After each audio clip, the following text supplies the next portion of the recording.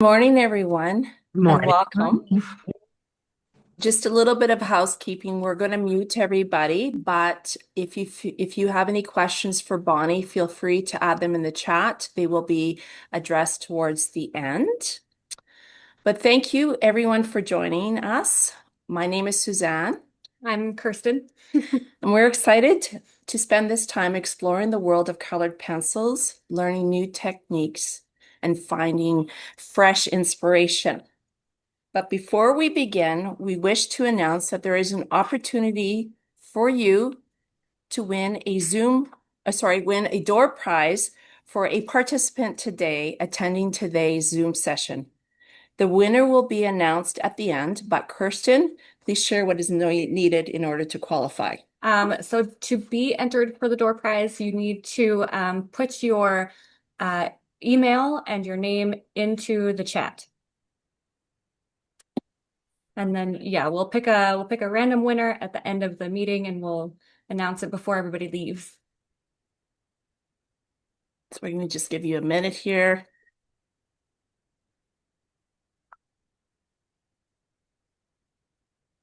I want to enter this one. I know.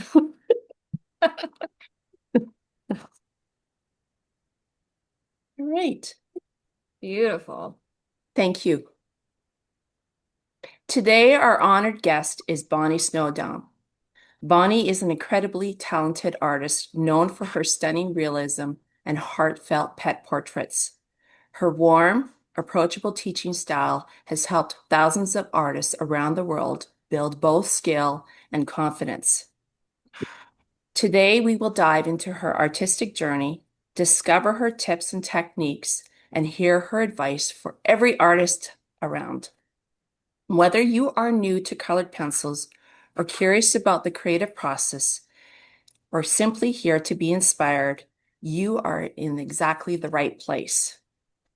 On behalf of Delta Art and Drafting, please join me in welcoming Bonny Snowdon. Good morning, Bonny. Oh, good morning. Good morning, everybody. Well, it's evening here in the UK, but it's so nice to see everybody, and I recognise some of the faces, and I recognise some of the names. So it's really, really lovely to see you here, and thank you all so much for coming along and listening to me chat. Thank 'Cause that's you for what, joining us. We are honored. yeah. So Oh great, no, very, very I'm grateful. Very, so very happy to be grateful. here. Thank Yeah. you. What time is it in right now in your It's area? five past five. 5 past 5. Oh, okay. Yeah, we're 10 a.m. So that's great. Yeah. So we're going to get started with some questions for you, Bonny, Mhm. because there are people here that may never have heard of you or are inexperienced with colored pencils, and you have quite the story. Please Yeah. share how you got started with colored pencils. Of course. Hang on. I'm just going to increase my volume a little bit. Is that better? Is that sound a That's bit better? perfect. Yeah, yeah. Okay. Sorry. It's when I change my microphones around. So sorry, what was the question again? That's okay. How did you first get started with colored pencils? Oh gosh, so it's coming up to 10 years ago that I discovered colored pencils. And I was working as an executive coach in sort of like coaching senior managers and board level managers in mostly telecoms companies. And I was working a little bit overseas and in the UK, and it was quite a stressful job. And I also had my marriage wasn't particularly happy at that time either. And I wanted something that would just kind of help me relax a little bit and stop my head from getting full of anxiety and everything. So I'd heard about this colouring for mindfulness. And it was coming up to Christmas, and my daughter had said, "What do you want for Christmas?" And I said, "Do you know what? I've heard about these colouring books and coloured pencils. I think I would like that." I was an avid drawer, loved art when I was younger, and I was told at 17 that I wasn't any good and I couldn't go on to art school. So that's when I went into corporate. So Christmas morning, I picked up this present from my daughter, opened it up, and it was there were 12 W.H. Smith pencils and this little colouring book. And to say it changed my life is a complete understatement. I became completely obsessed, loved the drawing, loved the colouring, and then eventually got into drawing. And it took me a year to then decide I wanted to be a full-time artist. So 1st of January 2017, I became a full-time artist. So that's how I discovered colour pencils. So you shared that you have some background in drawing, and then your daughter gave you this gift that you wanted to help de-stress. How did that, using that material, like moving from colored pencils to professional pet portraits, please share how that journey took place? Yeah, so I was madly into coloring. I mean, if anybody's into sort of coloring books, they're so just so relaxing, meditative, that is just wonderful. And that's what I was doing. You know, every single bit of spare time, that's what I was doing. And then a friend of mine said, "Oh, you're really good at drawing." And to put this into context, I hadn't done any art for 30 years. So I was told at 17, and then literally at what, 40, 45, and there, kind of picking up art again. And this friend of mine said, "Oh, you're really good at drawing. Can you draw our family dog?" And I was like, "No, no, I'm really good at like coloring books. I can't, I used to do it when I was at school, but anyway, she kind of pestered me, and I did it, and it was just done in graphite, and I put it on my Facebook, my personal Facebook, and then I got all of these people saying, "Oh, can you draw mine? Can you draw mine?" And then I was like, "Oh, hang on a second," and it just went from there, and it was just lovely because this is what drawing does. Well, any kind of creativity does really. It takes you out of your head. It gets rid of all of the rubbish that's in your head. And that's exactly why I picked it up. And that's how I got into the actual drawing side of things and the commissions. And when I became full-time commission artist in 2017. Oh wow, that's a beautiful story. That's incredible. And it kind of boosted your self-confidence there. Yeah, Wow. yeah. Except, I went full time on the 1st of January 2017, and then mid 2017, end of July, my husband walked out, so I was left all on my own with three children. Oh, yeah. So I mean, that was actually a blessing in disguise. But it was sort of make or break, and it was like, well, do I go back and work in corporate, or do I try and make this art thing work? And I was like, there's no way I'm going back to corporate, not now that I feel like I feel. Perfect. That's beautiful. Inspiration for all of us here. So how did you what insights did you gain from like your daughter gave you these pencils and a coloring book, like budget friendly materials, and then you transitioning to higher quality art tools? Like what did you learn from that? Like as you're like, I'm gonna do this, I'm gonna be a professional artist. So please Yeah. share. So I started off with the W.H. Smith ones.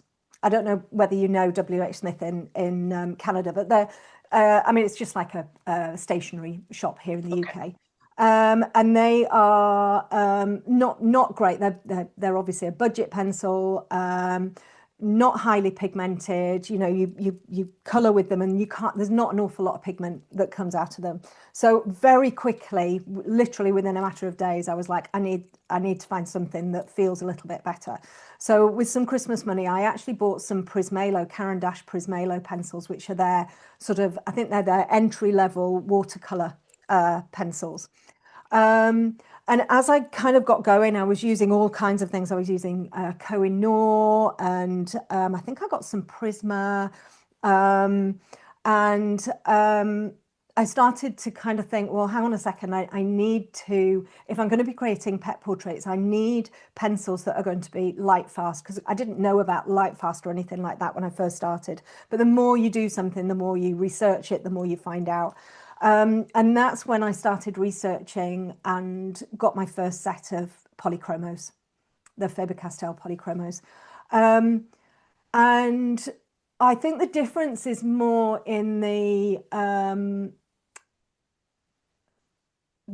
difference in the pencils is very much in how they're made. So they're all wax and oil based. but some are very hard, some are very soft. I found that I didn't particularly like the very soft pencils. So for me, Prismacolor aren't really a pencil that I use, not because they're poor quality, and they are good quality.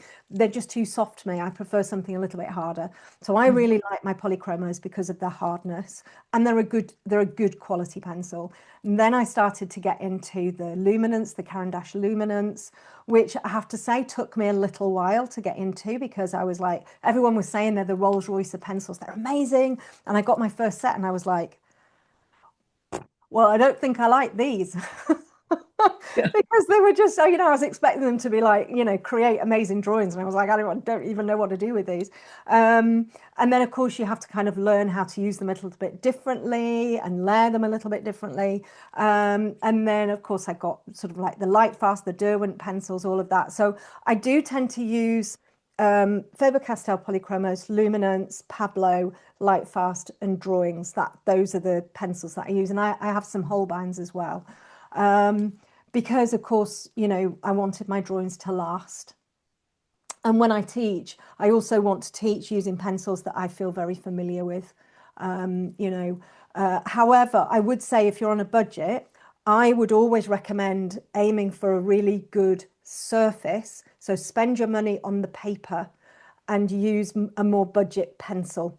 Because if you go the other way round and you get a really good pencil but a budget paper, that's when you're going to struggle. So your motivation for these pencils was for light, fast, and longevity, Yes. basically. So that was Caran d'Ache, Derwent, light, fast, Faber-Castell, and I can't. What was it? Was there another one that besides Yeah, so the I use the Holbein as well, but Holbein? not very often. I Okay, tend to use them for specific things, and it's more okay, softening that I use the Holbein right, for. right. Okay, Yeah, okay. yeah. Well, that makes sense. And you talked about the importance of surfaces, and you use Mm, pastel matte, hot pressed watercolor paper, and drafting film. yes. What do you like about each of these? Because that's the surface that you gravitate towards. Yeah, yeah. So my favorite surface is pastel matte.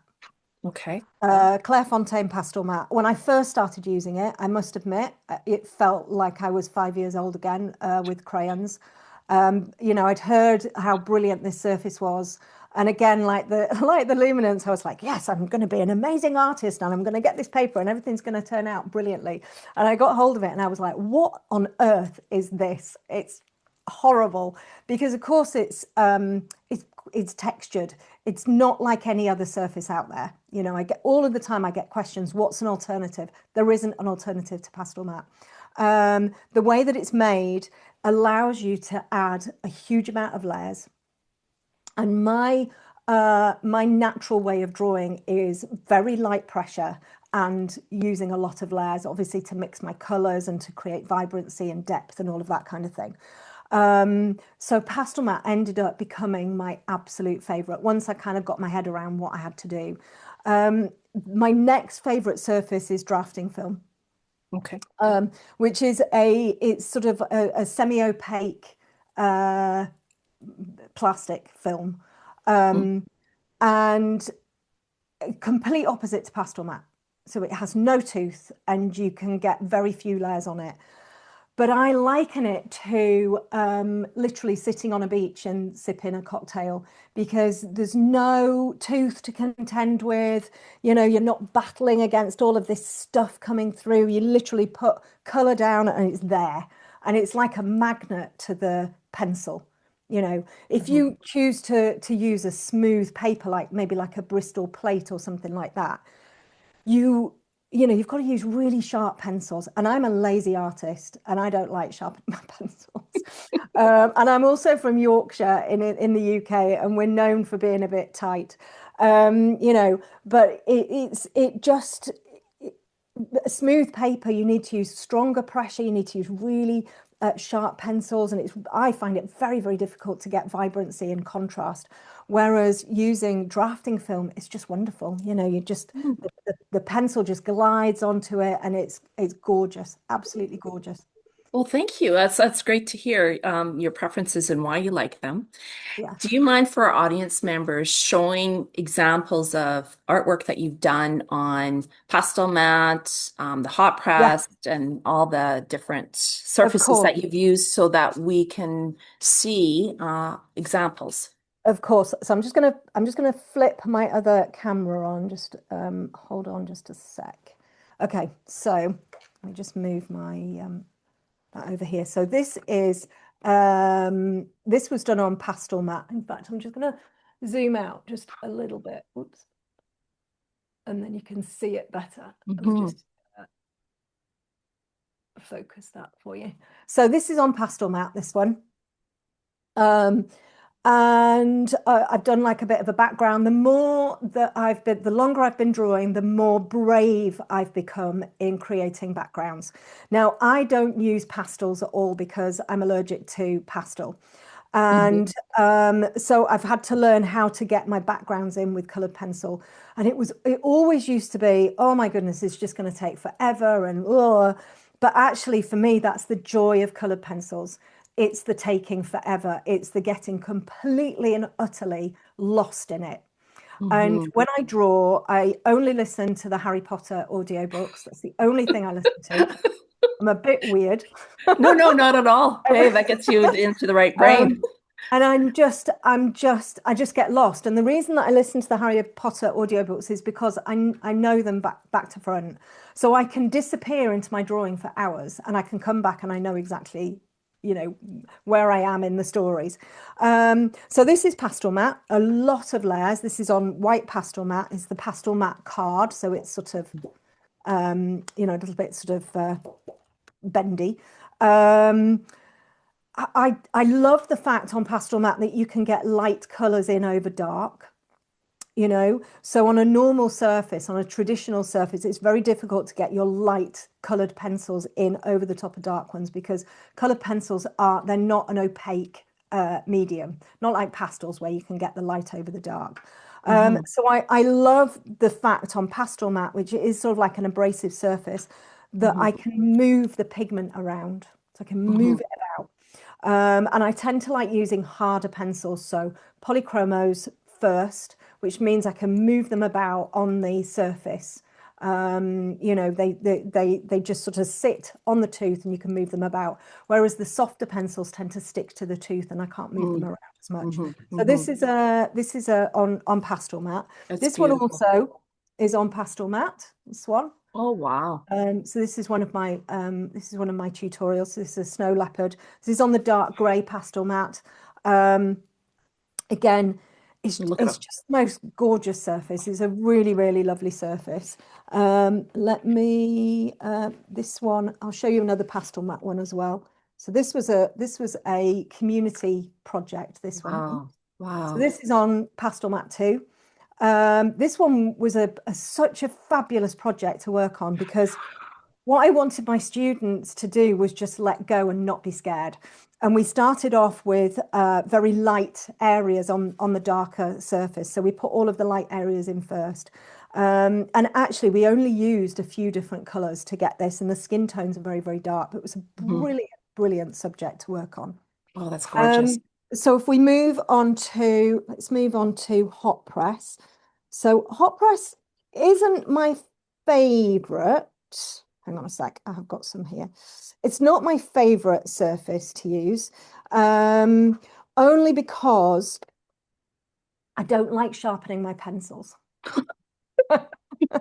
Um, so I'm just like, oh, I just can't be bothered.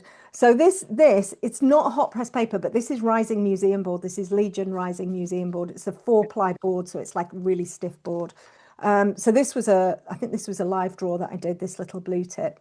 And actually this would be my third favorite surface to work on. Right. Okay. Um, this is Fabriano before Fabriano got a little bit weird.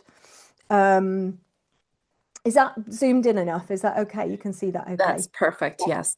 So this is just like a hot press. It's not a bright white. You can see the bright white Mm.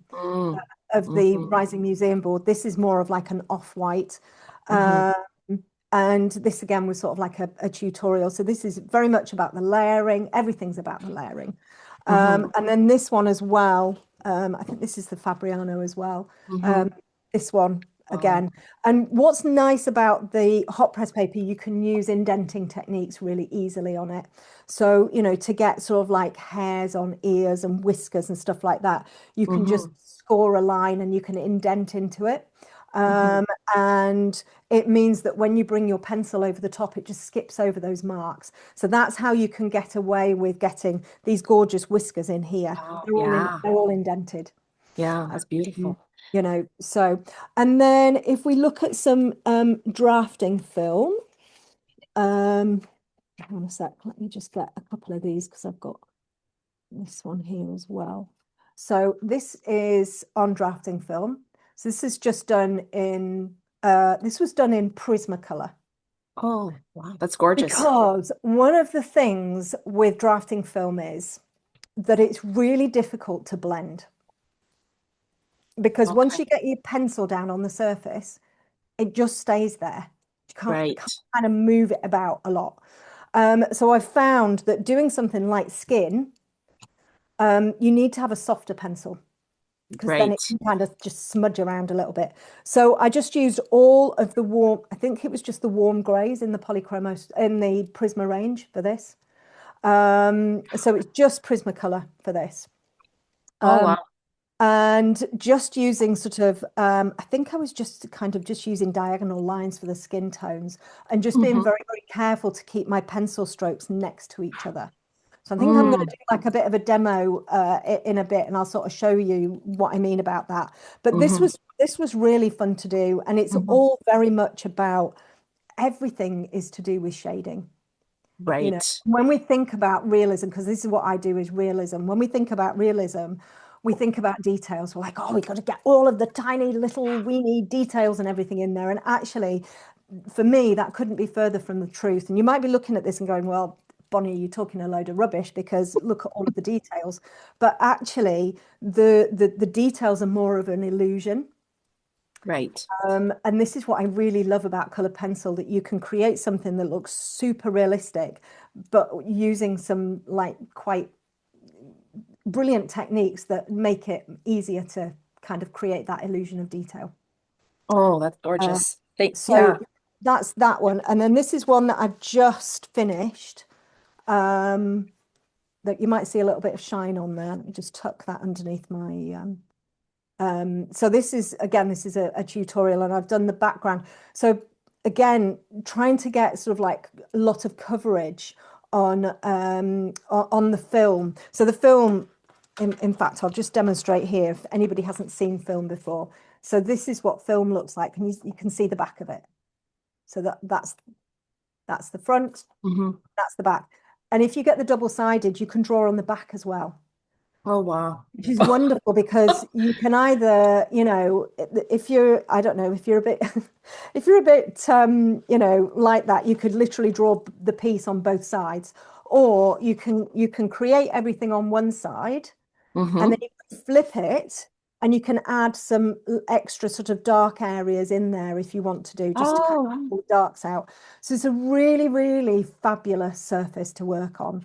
Um, and this one, I used Derwent drawings on this one, the really Mm-hmm. big fat waxy pencils and some Derwent Lightfast. And with this one, what I wanted to kind of really showcase was the texture of the hat and how we could get that relatively easily. And also when we've got some very, very dense blacks going on, how we get those Right. really, really dark, dark, dark blacks. So yeah, it was lovely. And the other gorgeous thing about pastel drafting film is you can use things like, hang on a second, you can use things for subtraction techniques. So you can use the slice tool, Mm-hmm. basically scrapes color off. And you can use erasers like the little Tombow eraser. So you can put all of your color in, and then you can actually take the highlights out using a subtraction technique. And it's an absolutely gorgeous way of drawing. It's really, really fun.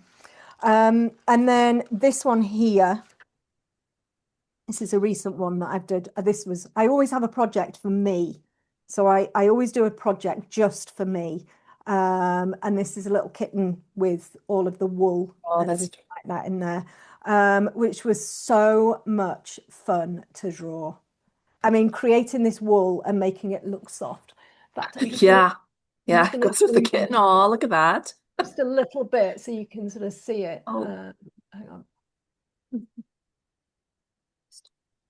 Oops. Okay. Yeah, so you can kind of see the softness here as well yes. of the wool. Yeah, that It's matches. really fun to do. Wow. And then this flipping basket.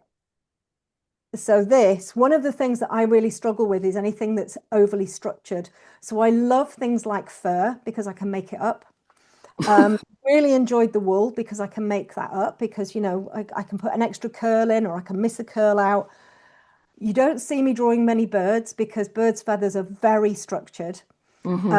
And anything that is structured tends to get, my eyes tend to go a bit doolally. So this was a real, yeah, this was really hard for me to do, Right. but it came out really well. It I, did. It I did. look at it and I'm like, look at that. It looks just like wicker. Yeah. Yeah. Yeah. With the You know, shapes, the values, so and the colors. yeah, Yeah. yeah. So that's, Beautiful.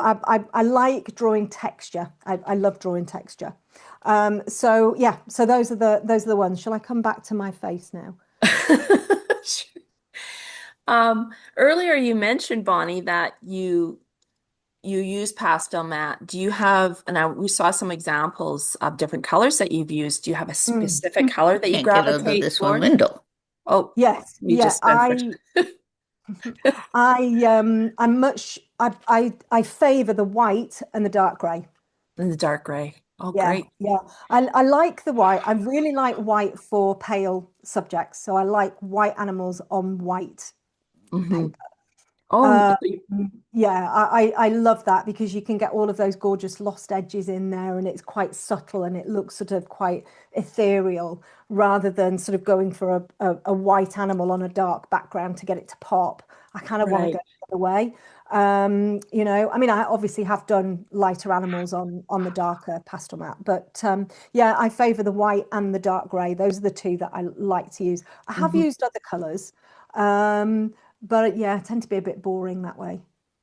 It's okay. It's the results that you're trying to achieve, so there's nothing wrong with that. Yeah, yeah. That's great. And you mentioned about drafting film, and I know that you recommend the graphics drafting film 0.005. And for example, Yes. we carry the 0.004. Is there a difference, and can a person still use the 0.004? I mean, uh, there must be a difference for it to be 0.005 and 0.004. Personally, as an artist, I haven't seen that difference. So I've used I've used both and I've used 0.003 and I haven't seen any difference at all. So no, I wouldn't be worried about somebody using the 0.004. No, Okay. Oh, yeah. great. Thank you. And then for our viewers, like there's Mylar and Duralar, Mhm. which are kind of the same, or they're manufactured by different companies. Are you experienced with them, and what are your thoughts on them?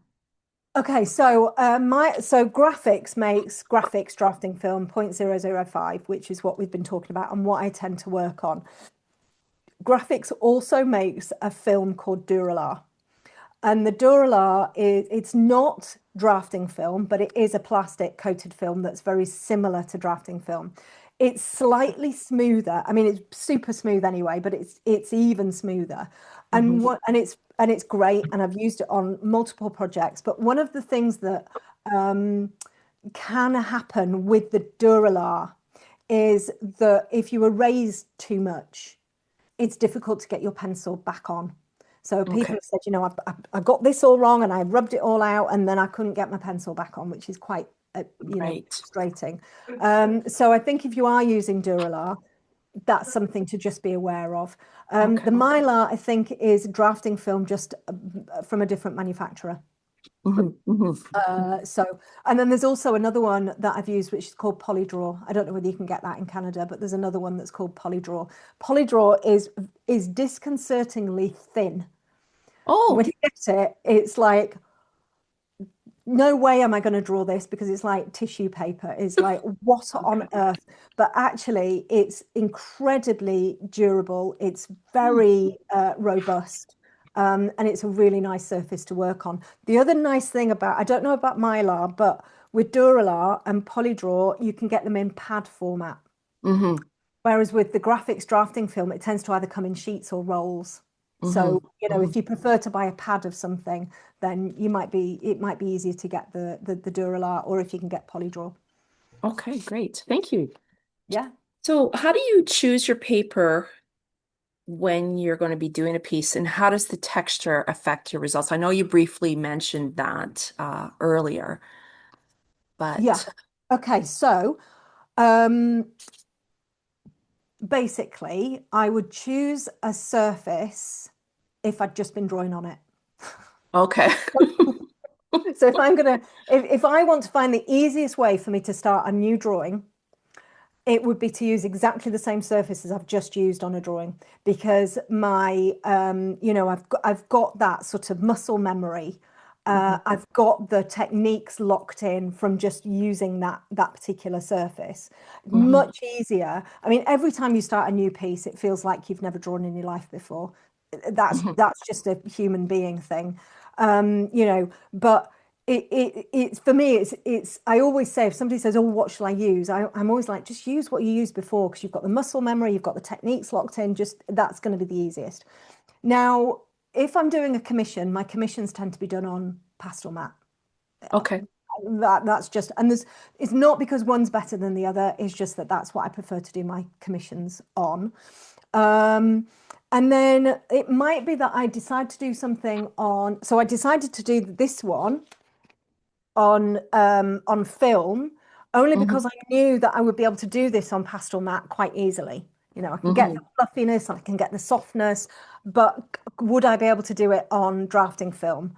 And I was like, I think I'm going to struggle with drafting film. So I was like, right, challenge accepted. Let's do it on drafting film. So, you know, I like to challenge myself. Hmm. If I'm using a new surface, I will always do a whole drawing. I won't just do a swatch and go, yeah, I like it. No, I don't like it. You cannot tell whether you like a surface or not by just swatching on it. Hmm. For me, I have to do a whole drawing, like 30 hours or something like that, so that I can see what the surface does. You know, does it take this? Does it take that? How do I do this? How do I do that? Um, so and is there a, I mean, there isn't really a preference for, what surface is best for what subject. It's more, well, there is, and it's a personal preference, so Hmm. you can do anything on any surface. Right, right. It's just your personal preference. Preference. I Mm. just hope you don't get disappointed when you go all in. Like, well, that was a waste of 30 hours. No, oh no, no, no, no. We can't have that. We can't have that attitude. Because what you're doing is you're learning, Right. you're learning, and actually what happens is I mean, as you're learning anyway, you'll find that you're learning through every single piece that you're doing. Hmm. And for me, it's the only way to do it is just to try. And actually, the other thing for me as well is, even now, sort of 10 years on, it's never about the outcome. It's about how I feel during the process. That's Yeah. the reason I draw. Yeah. That is the reason I draw, is because it makes me feel fantastic and it gets rid of all of the rubbish in my head. And drawing has opened this whole portal for me. It's Hmm. opened this door to all sorts of things, and that's what's important to me, is the actual process, rather than, yeah, it's lovely to get a nice piece at the end of it, but quite often I get sad when I finished a piece because I felt so fabulous when I've been drawing it, you know. Right. So, Especially when you're listening to Harry Potter. well, exactly. Although I've missed half of it because I'm in the flow. I don't know, in some other world. So what is the difference, like, for example, layering on pastel mat compared to, like you mentioned, like Mm, drafting film, and yeah. I was wondering if you could demonstrate your approach on the surface. Yes, so I'm just going to get a couple of, oops, I'm just going to move a couple of things across here so that I can show you. Um, okay, so I'm going to show you pastel map first, and I'm just going to switch over to my other camera. Here we go. Right, so I'm just going to move that over again. This was actually a drawing that I started yesterday. Mhm. And I And think this you can see is that, can't you? This is pastel mat. So this that. is white pastel mat. And yeah, Ali, red silk. We were drawing this yesterday in my Tuesday art club. So what I'm going to do is I'm actually going to come over to this side here, and I'm gonna zoom in a little bit more because I want you to see. Is that zooming in? That's zooming in. I want you to see the texture that we get with pastel mat. When we actually bring color down into it. So let me, okay, so I'm just going to use some red in here. And what you'll see is when we bring the first layer in, so I'm using really gentle pressure, and I like to kind of practice a pressure bar. So if anybody's sort of, ever done a pressure bar where you kind of you sort of start light like that with your pencil, and then you get sort of gradually darker and press harder. And that's a really, really good thing to practice because pressure is very important when it comes to colored pencils. Sorry about the bit of shadow that I've got here as well. So with pastel mat, all I'm going to do is I'm just going to shade a little bit of this in, and what you should be able to see quite clearly. Can you see that? Yes. There's a lot of grain. Yeah. Now that's just in that one layer. That grain is going to make people sad. You're going to look at that and you're going to be like, oh, how do I get that to look like that? Right. And it's about layering. So with pastel mat, it's about keeping on layering colors. One of the best ways of being able to layer on pastel mat is actually using a lighter color over dark. So I've got a Mm. pink, and actually bringing a lighter color in over the top of very, very gently over the top. You can move the pigment around quite a lot, and it works beautifully. Mhm. Ali knows exactly what's going on. Granite Rose. So and then you come back in again and you layer and you keep going. One of the things that people, I mean, there are no rules when it comes to any kind of art. What you want to do goes. There are no rules. My suggestion is that you don't keep sharpening your pencils when you use pastel mat. If you Mhm. keep sharpening your pencils when using pastel mat, you are going to end up with tiny, weeny, weeny little pencils. Because as soon as you start to put the pigment on the surface, it's going to blunt your pencil. So if you're Mhm. continually sharpening, you're just going to go through your pencils like anybody's business. And this is where we get oh, pastel mat eats your pencils. It Mhm. doesn't eat your pencils. Sharpening your pencils eats your pencils. Mhm. So you can use your pencils until they're very, very blunt with pastel mat, you know. Mhm. And in these initial phases, you're not going to be getting any kind of detail. So no detail at all. What's going to happen is the detail's going to happen when you've got your base layers down. So it's all about getting your base layers down. And actually, that's very similar to working on something like a hot press paper, getting your base layers in, getting your values all set out, all of that kind of thing. And then, really concentrating on your details at the end. So that's kind of how pastel mat works. It's very grainy. With Mhm. drafting film, it's very different. So with drafting film, it's like slick. It's like a skating rink. There's no tooth there at all. So if I bring this in, it's just smooth as silk. Mhm. It's just absolutely gorgeous. Mhm. But um, the one of the challenges with drafting film is you can't get as many layers in. So if we look at this one here, this has got, I don't know, probably around maybe 25, 30 layers, maybe even more than that in this area here.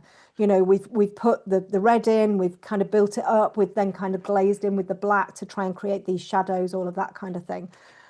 With drafting film, you've got to go in a lot quicker.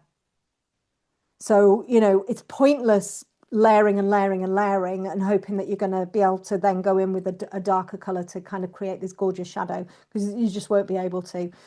So it's more, I think with drafting films, a little bit more planning that's needed so that you can kind of figure out, okay, so I've only got maybe 15 layers if I'm lucky, and if I use really light pressure.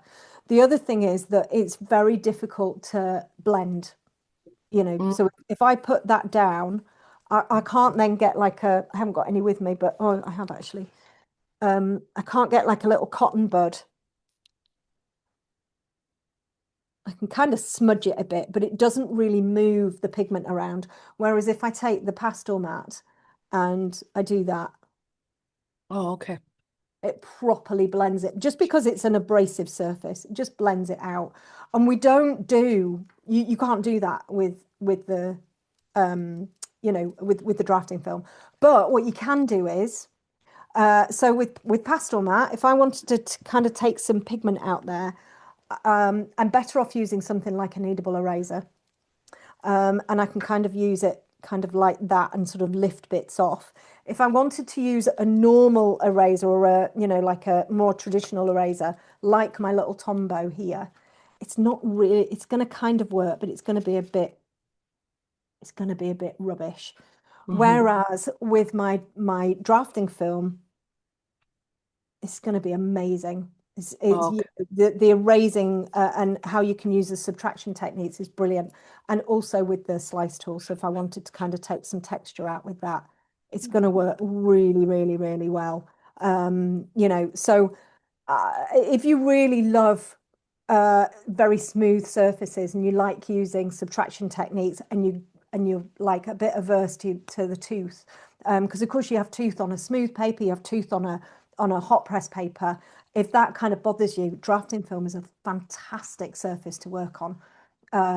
Yeah, so I can see a question there. So drafting film is archival and it's acid free, and it's not going to go yellow. You know, it's a really good quality product, really good quality product. You know, so you don't need to worry about that. I think most drawing papers these days are archival and acid free. Hmm. So yeah, does that help? Is there anything that you want me to? I know we haven't Absolutely. kind of done a whole like drawing or anything, but you know, didn't think we wanted to be here for 10 hours. Yeah, you have your yoga to do afterwards, I suspect. Yeah, so you kind of have to be more committed, like boldly go where no one's gone before when you're on drafting film, like just very sure.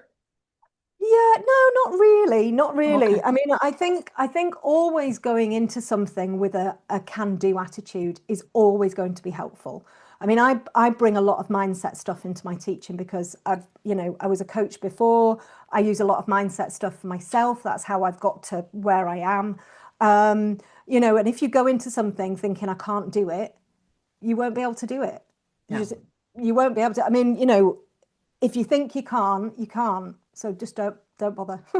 that's right. But you know, if you can change the attitude or work on changing the attitude, so it is very much about, do you know what? I'm going to give this. I mean, it's not necessarily oh, I'm going to do this and it's going to be amazing, but more, do you know what?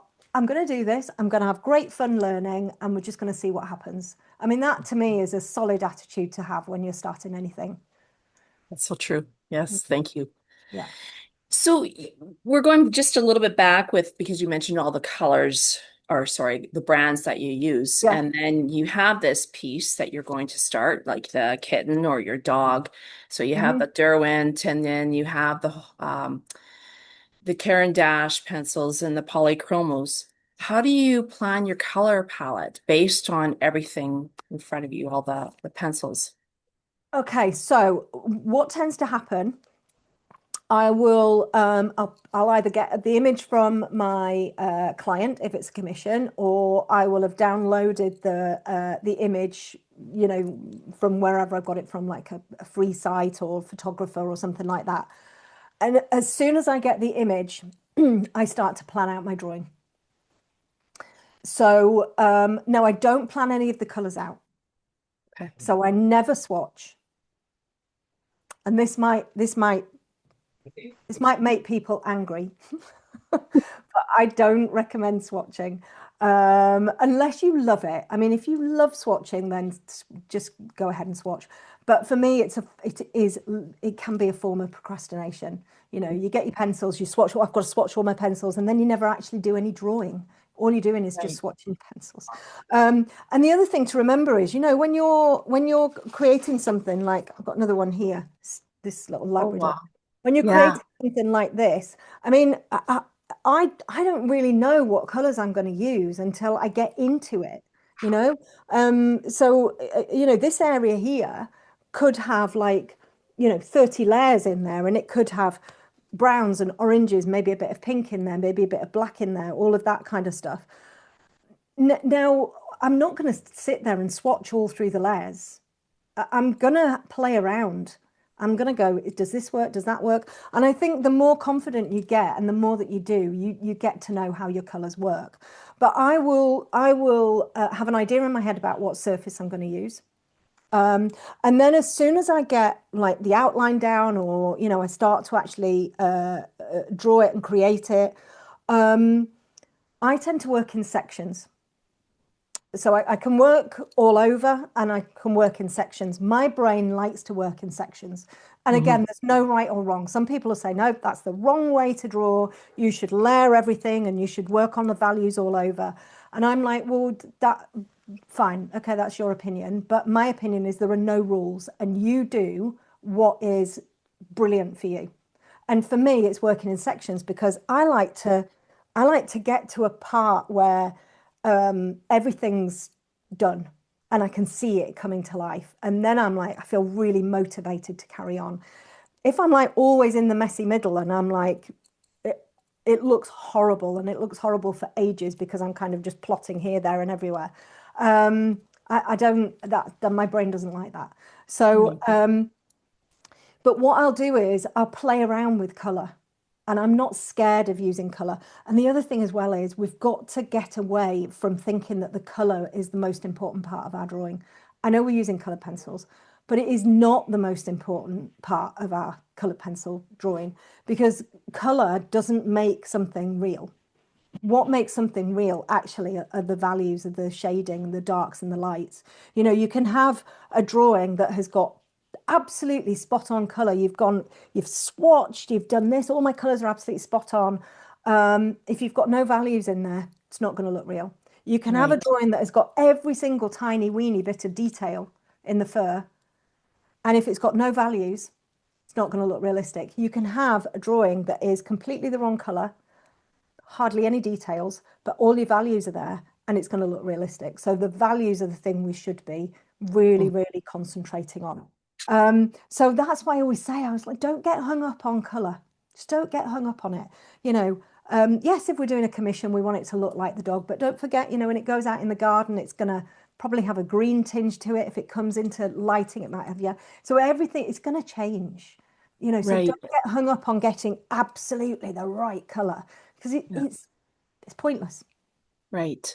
Yeah. So you kind of mentioned some valuable nuggets for us here because you talked about the lighting, and that's actually my next question because I myself for, lighting conditions, and you talked about values.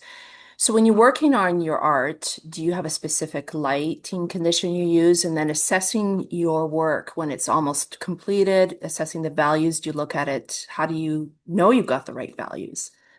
So when I was at school, in all of my reports, I don't know whether these two words make any sense to you, but most of my teachers said that I was slapdash. And I have been slapdash all my life. So basically, kind of a bit, I just kind of do stuff and I'm like, yeah, that's fine.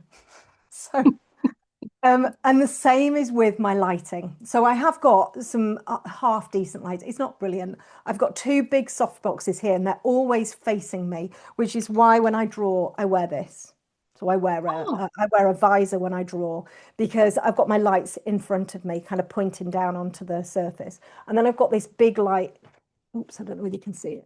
Oops, this big strip light here, which is mhm. temporary until I'm getting some track lighting above me. Um, so I kind of just, I'm like, it'll do. Mhm, mhm. It'll just do. Oh, When I'm taking photos of my drawings, it definitely is better to take photos in natural daylight. You're going to get a much better quality photograph of your finished piece if it's in natural daylight. right. But I mean, I don't know whether it's the same in Canada. You know, we just have so much rain here in the UK. To go outside and take a picture, you know, you might end up damaging your drawing or whatever. So I have daylight lamps that kind of emulate that the actual, you know, proper daylight.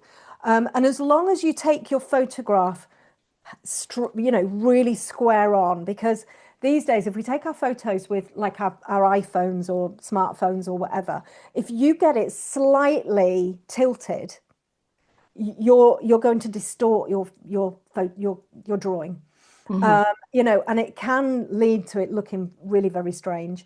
So you have to make sure that it's really square on and that you don't have any odd shadows.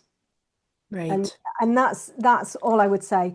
And you know, you can edit it. I will have some good lighting and I'll put my photograph on my phone next to my actual original, and I don't use Photoshop for it unless I was doing a print or something. If I was just going to put it on social media, I'd use my editing tools on my phone, and I just edit the picture so it looks like the original. Never, ever, ever edit your drawing, your photograph to look better than your original drawing. Just saying. Yeah. Yeah, that makes sense. Don't do that because you know if you put it up on social media and then somebody buys it and then they get it and they're like, well, this looks nothing like what's on your social media. So always have it so that it's you know it's a really good representation of your drawing. That's good advice. Thank you for sharing that. So we're going to kind of shift here, and this is, I don't know if this ever happens to you, but how do you handle mistakes or unexpected results? Like you have this nose or the fur or the eyes, and it's not what you're intending. How do you handle Yeah. that? Yeah, okay. So I think mistakes are part of the course. They're, you know, when you're learning anything new, mistakes are so important. And I think again, it's a mindset thing. Yes, it's annoying. And the amount of times in the past where I've had to like, you know, rub a nose out because it's either been too small or too big or, you know, whatever. What I would say is that now that I've been teaching so many people and I get to critique people's work, what happens is we think that there's something wrong with the shape or the structure of something. And actually, there isn't. And it's more about the shading and the values that are slightly off.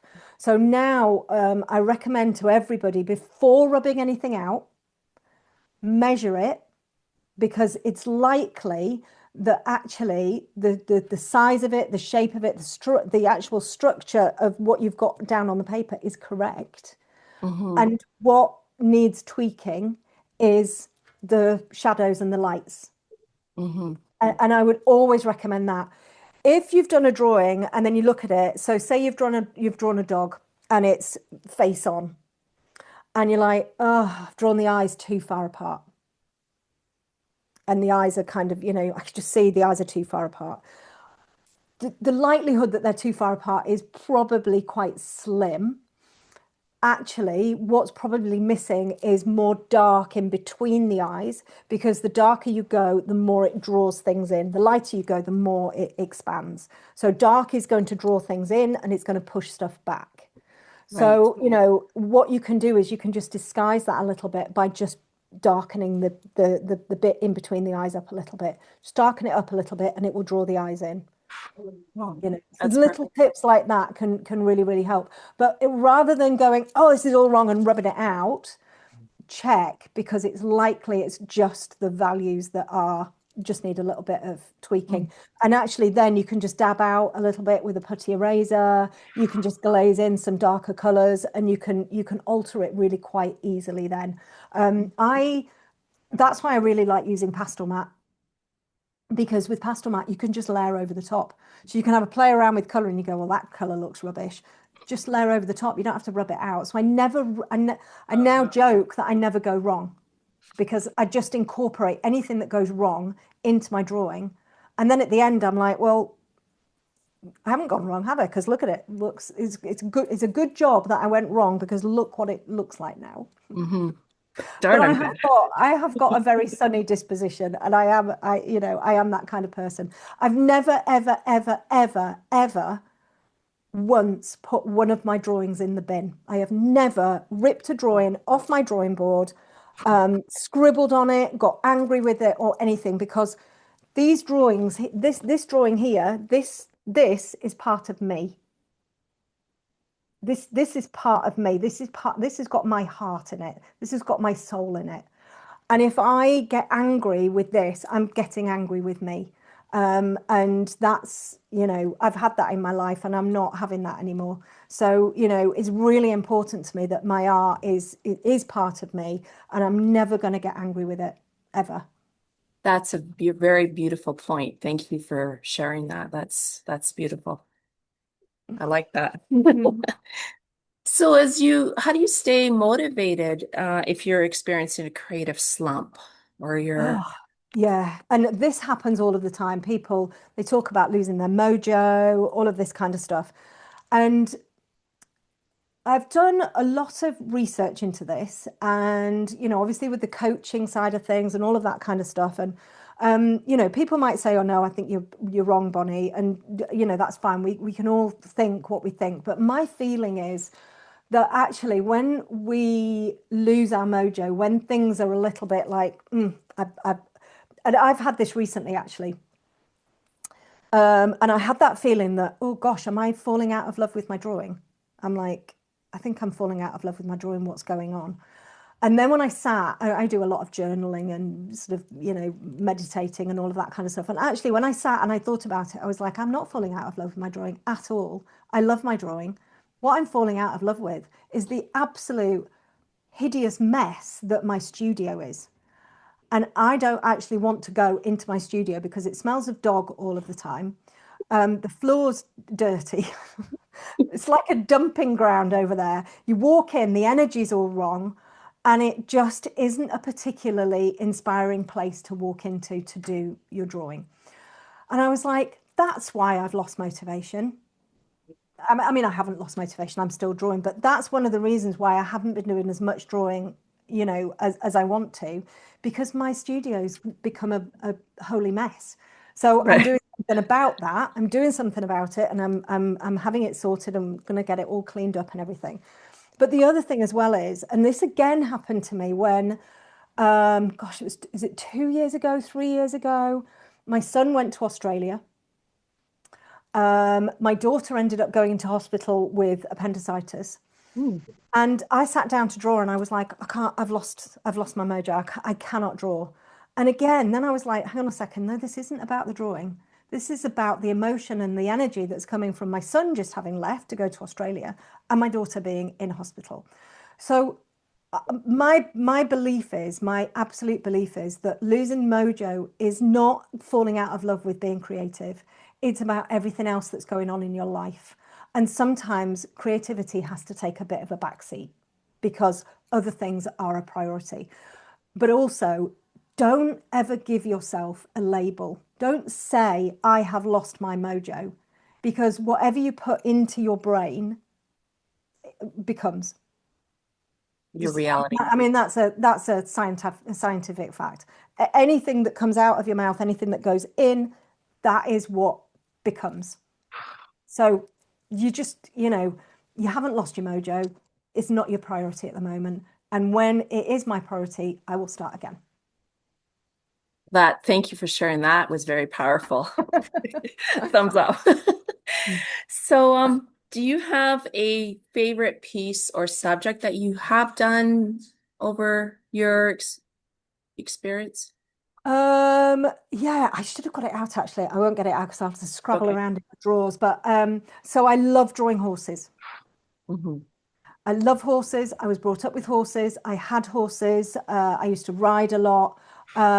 Horses, I absolutely love as a subject to draw. I love drawing animals. Funnily enough, I started to, a couple of years ago, I started to really enjoy drawing people. And I found that drawing people actually improved my drawing skills. Mm. Um, human faces are very different to doggy faces. Hmm. You've got to get them absolutely spot on. With fur, you can, put an extra bit in, but with a human, you can't. You got to get it right. And I have a cowgirl piece that we were talking about this before. It's been done on Rising Museum Board, and it was the first piece of Rising Museum Board that I did. And I was like, let's test this surface out by drawing this really technical cowgirl sitting on a horse with all of this really intricate leather work. And that's when I fell in love with Rising Museum Board because it worked out absolutely gorgeously. And it's a big piece. It's like 20 by 16. It's Oh big. my goodness. So I really love that. And then I've got another piece of it's another human actually, and she's got blue hair and glasses, and that was done on Rising Museum Board as well. So I do like the humans. I like things that have got interesting lighting. I like interesting. I like where there's some really good darks and really bright highlights, and something that kind of tells a bit of a story. Hmm. Oh, that's good. I Yeah. would love to see the horse. Maybe when you have some time to email it to us, Yes, so yes, we could yes. share it Yeah, on so that our audience could see, your yeah, favorite piece. yeah. And aside from art and everything, what inspires you? Like, do you What have other inspires me? do you have any other hobbies or interests? Yeah, well, it's so funny you should say that. So I've done a lot. Self-development is huge for me. It's huge. I've always loved learning about stuff. And since becoming creative, I have really indulged in learning more about me. So I'm like a member of different sort of memberships. I really love, I mean, you might call it woo. I think woo makes it sound a little bit like it's, a bit silly. I think it's really sort of quite important, that spiritual side of stuff. I love stuff like that. I really love my jewelry. Hmm. And I never used to. So it's only in the last year that I've started wearing jewelry again, which is where I've kind of come through this sort of I don't know. I've kind of found myself again. I think I had a lot of years where, an abusive marriage, all of that kind of stuff. I had a lot of years where I wasn't myself, and I've been doing a lot of work on me. And I've kind of gone back to, I joke that I've gone back to my 8-year-old self because I used to love sparkly things. So now again, I really love sparkly things. I've started wearing color again. Never used to wear color. Started taking care of myself. So I love self-care. I love face cream. So I love having my hair done. I really like yoga, so I do yoga a couple of times a week, and I've just started to do reformer Pilates, Oh, wow. which I love just before I go, and I love when I'm just leaving. I'm not really that keen when I'm actually in the whole throes of doing it because it's so hard. My legs get all wobbly. But I really enjoy that, and I've started to really, really enjoy exercise again. So in the last year, just over a year, I've lost 87 pounds Oh, weight, um, which had to happen because, I was losing mobility and all of that kind of stuff. And I was like, no, something's got to change. So I've been doing intermittent fasting. So my hobby is me. that's okay. That's beautiful. Yeah. So the Yeah. self-care, the exercise. Um, I love adventures. So I love going to new places, meeting new people. I've just been in Portugal and I've been doing and I really love painting. So I've been doing some abstract art. Um, and I just like meeting new, interesting people. So yeah, That's beautiful. That's very and I beautiful. love the sea. I really love the sea. I like being near the sea. You have a lot of loves. That's Yeah, great. yeah. We have an audience member that asked, what's the largest piece you've ever done? Oh, the largest piece I've ever done is 100 by 70 m- centimeters. Yeah, centimeters. 100 by 70. Yeah. So a meter by 70. Wow. Um, which for colour pencil is quite big. Yes. I mean, Hmm. I know other people do way bigger. But yeah, that's the largest I've ever done, and it just fitted on my drawing board. Oh, And oh, that was a horse. That was a horse, oh. yeah. So that's Yeah. huge. So what upcoming projects or materials, new materials you are interested in? You kind of mentioned abstract, but are there any upcoming projects or new materials? So we're just choosing my next tutorial for for my membership, which I'm quite excited about. But I shared 6 photographs, and one of them I was like, oh, they're never going to choose this. Well, they're all flipping choosing that, and it's a hedgehog. And I'm like, oh, we should never put that in now. So I'm gonna have to draw a hedgehog, it looks like. Um, but that is quite exciting, and we're going to do the background in that. And then I've got a couple of pieces that I'm very excited about starting. I've got a couple of commission pieces that I'm doing, a cat and a dog. And oh, Stacey chose the girl. I want to do that one, Stacey. There's a girl holding a duck.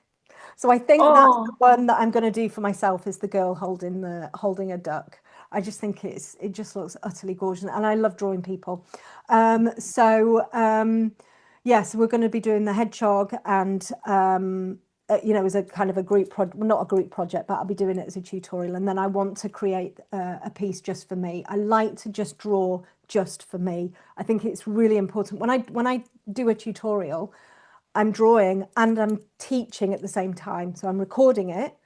It's pre-recorded, but I don't draw it and then do the voiceover afterwards. It's all done at the same time.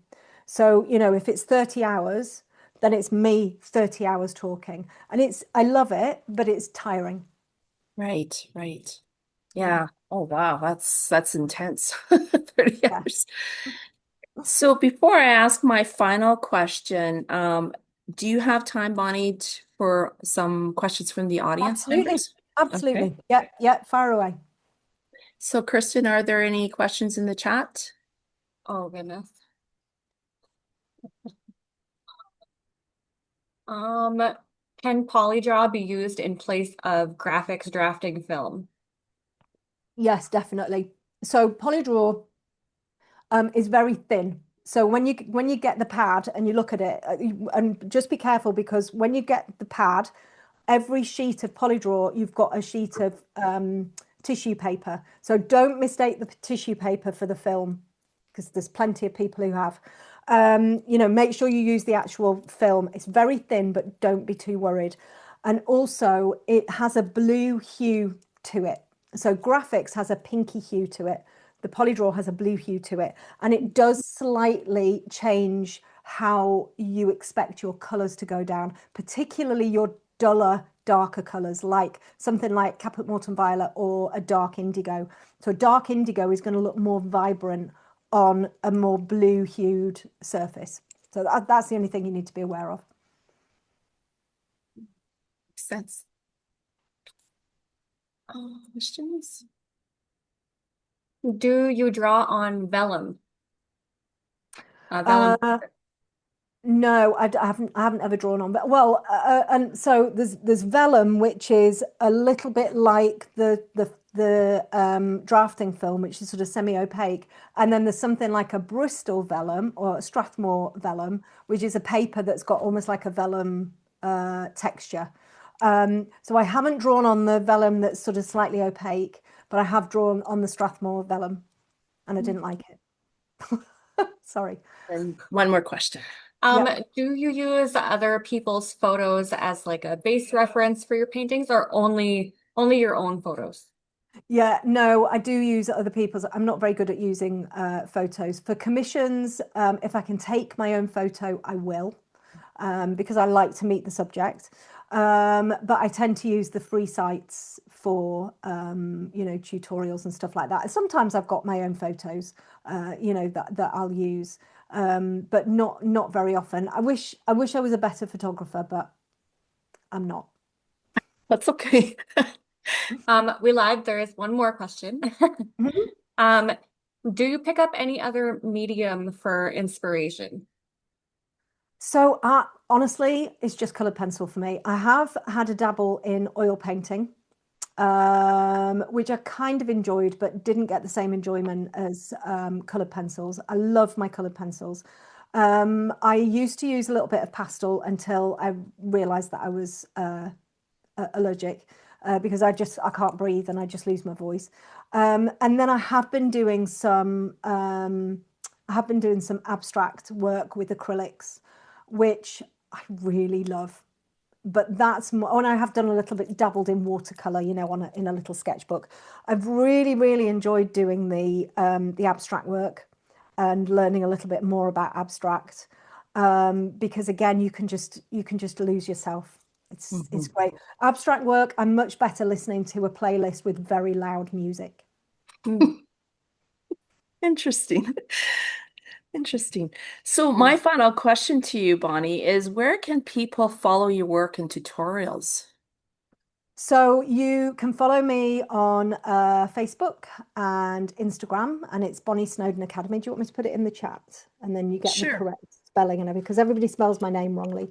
So it's Bonny Snowdon Academy. So if you just type that in, you'll find me on YouTube, you'll find me on Facebook, you'll find me on Instagram. Um, if you want to look at my website at the moment, this month we've actually got it's like a creative comeback month. It's a spark your creativity month, and we're sharing other people's stories around how they kind of came back into creativity, which is really lovely. So that's all on my website at the minute, which is really nice. Um, and then if you do follow me, I've got my podcast that you can follow as well, which is called Living in Full Color.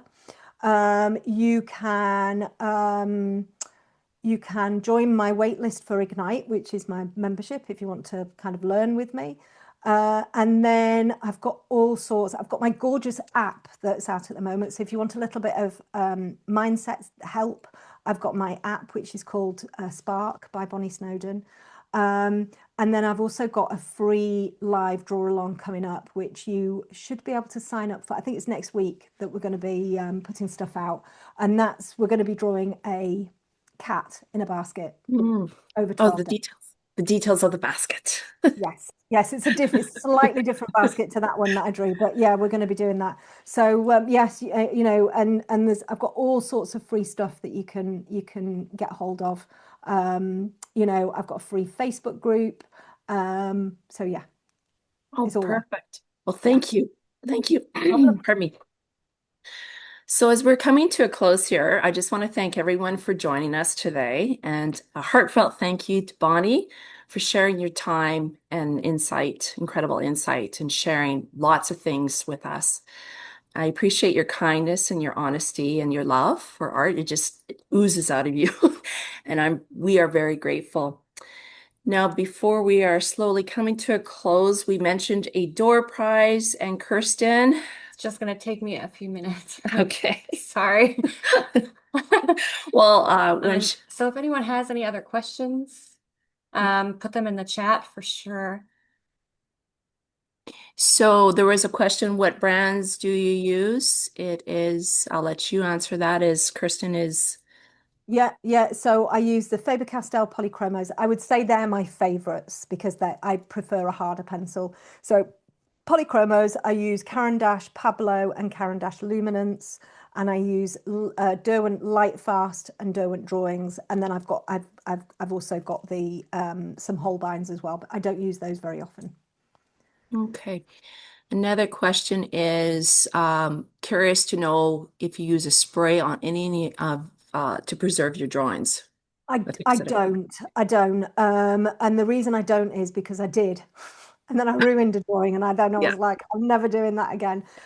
So I don't. I tend to either protect them, they just go into a drawer, or I get them framed with museum quality glass. But what I would say is if you do want to use a spray, make sure you shake it really, really, really well beforehand, and make sure that the nozzle is super clear, and just kind of have a few sprays, and then just follow the manufacturer's directions about the how far away and all of that kind of stuff. But for me, I ruined a drawing. It just went really, really dark. So I won't ever use a spray again. Yeah, yeah, that's so true. And another question is, do you use social media to promote your work, or are there other ways? Yeah, so I do use social media to promote my work, but I also have a very active mailing list. So I have quite a big mailing list that I've accumulated, people following me for my newsletters and all of that kind of stuff. So we run marketing campaigns through my email, and also I use Meta ads as well. We've also used Google ads before, but Meta is, yes, they're expensive, but it's just how it works. But social media is very much how I get the word out there. Okay. And how are we doing for the draw? One more second. Any last tidbits before Kirsten announces who won? Oh gosh, any last tidbits from me? I would say just if you are drawing at the moment and you are using any kind of medium, just just enjoy it. Don't let yourself get bogged down with anything. Just enjoy doing it. Enjoy doing it for you. And I would just say, if you can work on your mindset, it's for me that's a crucial part, because I think that if I'm happy in myself and I like who I am, I'm always going to like my art. And you'll Mhm. hear me say every single piece that I do, I'm just madly in love with it, because it's part of me. And Yeah, and if I love me, I'm going to love my art. yeah, yeah. That's very true. That's Yeah, very true. yeah. So, Okay, we have a winner. I'm hoping that I say your name right. Um, Dune or Dwayne, you are the winner of a 20-piece set of, oh gosh, luminance colored pencils. congratulations. Congratulations. So, Kirsten will contact you with the specifics after the show. But just some final notes here. So those who are live on our Zoom session or listening afterwards, we hope you walk away feeling excited about the colored pencils, and to explore them as well as your own creative voice, fall in love with yourself, as Bonnie's big message today as well. This session will be available on Delta Art and Drafting YouTube channel about a week, Kirsten. Yeah. So next week, check out the descriptive box, because we will have all the relevant links and details mentioned in this session. We appreciate you spending your time with us. Have a wonderful day, and we look forward to seeing you again soon. And once more, Bonnie, on behalf of Delta Art and Drafting, thank you very much for spending your time with us. It was an honor to meet you and learn from you, and wishing you a beautiful Uh, day. Thank you. Thank you so much. My absolute pleasure. I've loved it. Thank you very much for inviting me.